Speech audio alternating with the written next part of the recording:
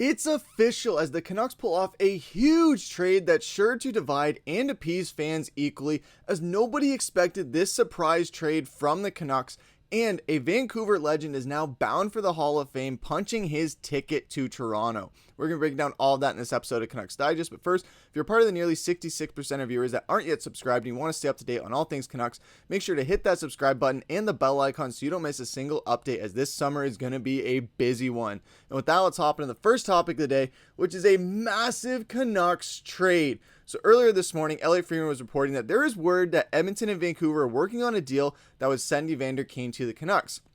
Now, eventually, it did get a little bit hotter in that topic as the hours went on, or as the 11 a.m. hour went on, really. Evander Kane has been traded to the Vancouver Canucks as per Pierre LeBrun. His agent Dan Milstein confirms, but he says the Canucks and Oilers still waiting official trade call with the league. 3 teams were interested. Milstein says Kane goes back to Vancouver, which has been the player's preference. And as far as the terms of that, we did learn that, yes, it is going to be a draft pick. And as far as just before recording this video, it was reported that it is going to be the 2025 4th round pick that they are trading for Evander Kane heading into a contract year. And Evander Kane putting out a tweet on social media. If you guys want to take a read here and pause it, if not, I'll read it here for you, as it was a very nice tweet. He says, as my time with the Edmonton Oilers has now come to a close, I just want to take a moment and sincerely thank the entire organization, my teammates, and the incredible community of Edmonton. To the Oilers ownership, front office, coaching staff, and trainers, thank you for believing in me and giving me the opportunity to be part of such a respected and passionate franchise. Your support meant everything, and I'll always be grateful for the chance to compete in the blue and orange. To my teammates, thank you for the battles, for the friendships, and the memories. I'll always remember the playoff runs, the highs and lows, the prides of going to war with this special group of guys. To the fans, thank you for embracing me, showing unwavering support throughout my time in Edmonton. Rogers Place was always electric, and I'm proud to have played in front of such a passionate hockey city. My family and I have built some incredible relationships that will last forever. With that said, I'm incredibly excited for the next chapter of my career as I join the Canucks. It's an honor to be a part of an organization that I grew up watching as a kid. Vancouver is a city that lives and breathes hockey. I'm looking forward to the opportunity to play in front of my hometown as I did many years ago as a Vancouver Giant. With appreciation, Evander Kane. So this is something that we don't typically see, where a player breaks their own trade news. Yes, Elliot and Pierre LeBrun were reporting that there was maybe happening, or that the talks were intensifying. And then Evander Kane, before any official announcement, just goes, boom, here you go. I'm going to Vancouver. Goodbye, Edmonton. And this is something that nobody saw coming. We didn't really see the buzz really kick up as far as this went, as far as Evander Kane going to Vancouver, or even in general. I didn't even think that he was available. We know he's going into a contract year, and that always brings a lot of question marks. But for Evander Kane coming off of 2 Stanley Cup runs, unsuccessfully, mind you, in a different Rogers Place, now going to Rogers Arena, and now Evander Kane is a Vancouver Canuck, a guy that we were absolutely hating on 2 seasons ago, is now on our team. It's going to be very interesting to see how this shakes up. I know the reaction on social media has been very divided as far as, well, we didn't pay Boeser, or we're not going to be paying Boeser. We got rid of JT Miller, who's a toxic problem, and now we bring in Evander Kane. What are we doing? And then there's people on the other side of the fence that are saying, well, he brings a lot of production. He's a similar type of instigator player like Brad Marchand is, just doesn't have the goal scoring capability. And when you look at his contract, he's going into the final year of $5.125.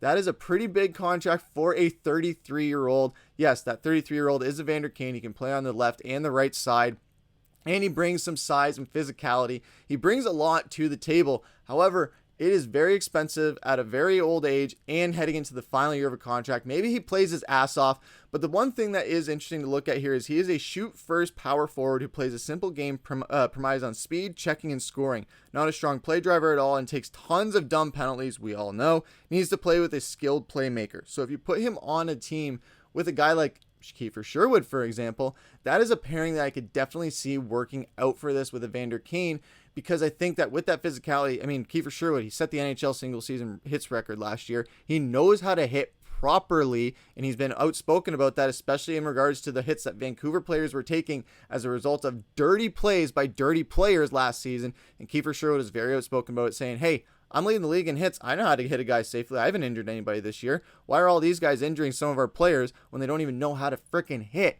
And that is the thing that I think is hopefully going to translate onto the ice this season, where if you put Kiefer Sherwood and you put Evander Kane on the same line together, that is going to be a Bash Brothers line for the ages potentially if they are able to keep the production going, if they are able to stay healthy, if they are able to stay not toxic and not have any locker room drama.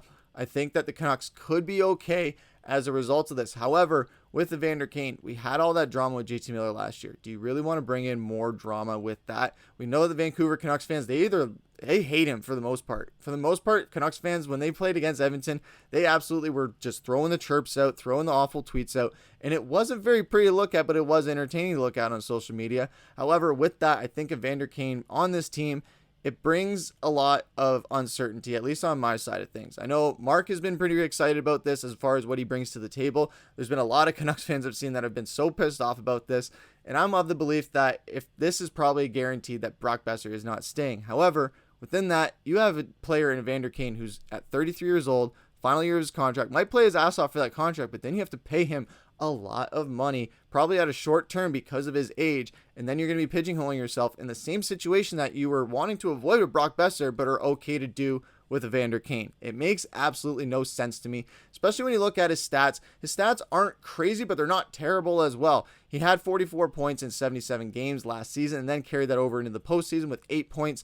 Then in the year before that as well with 28 points, carrying that over to the playoffs, not so much. And the year before that at 39. So he does have some production that he can bring to the table, just not a crazy amount of it. But if he's scoring goals when they matter, that's what is the big thing. It's not about where you score or how you score. It's about when you score. And that is the biggest thing with Brock Boeser, is that everybody wants to jump to, oh, he had a down year, things like that. But he was still one of the leading scorers on the Canucks. And there is nobody else on the Vancouver Canucks that I would trust in a clutch situation more than Brock Boeser. I know Quinn Hughes will get the setup for sure, but as far as sniping a game-winning goal, a game-tying goal, a goal to get us back into the game to shift momentum, Brock Boeser is that guy. He is our most clutch player. I will stand on that hill to the day I die, that Brock Boeser is the most clutch Canuck that we have, and losing him is a big detriment, especially when you're trading in Brock Boeser for a guy like Evander Kane, who has a lot of drama, who has a lot of age as well on him and mileage, and is going into a contract year where you might have to pay him a contract that is going to make sure that he retires a Vancouver Canuck. The same exact thing you would have had to do with Brock Boeser, but you passed on that, and Evander Kane is okay with that. I don't know what the hell we're thinking right here in Vancouver. As you guys can tell, I'm probably more leaning towards the side of not happy about this trade than anything. However, there is still a lot that remains to be seen, and it does limit us a lot as far as what we can do in free agency. That is the biggest thing, because no salary was retained, and that is huge for Vancouver taking on that much, heading into a free agency that they need to make moves happen. So bringing on a guy that, if you were going to bring on a guy with term or with salary cap as well, at least make it a guy that has a lot more term to go with it, rather than just 1 year where you're going to be paying a lot in free agency and then paying a lot in next free agency unless you extend Evander Kane. But even then, that extension is going to come at a hefty price tag.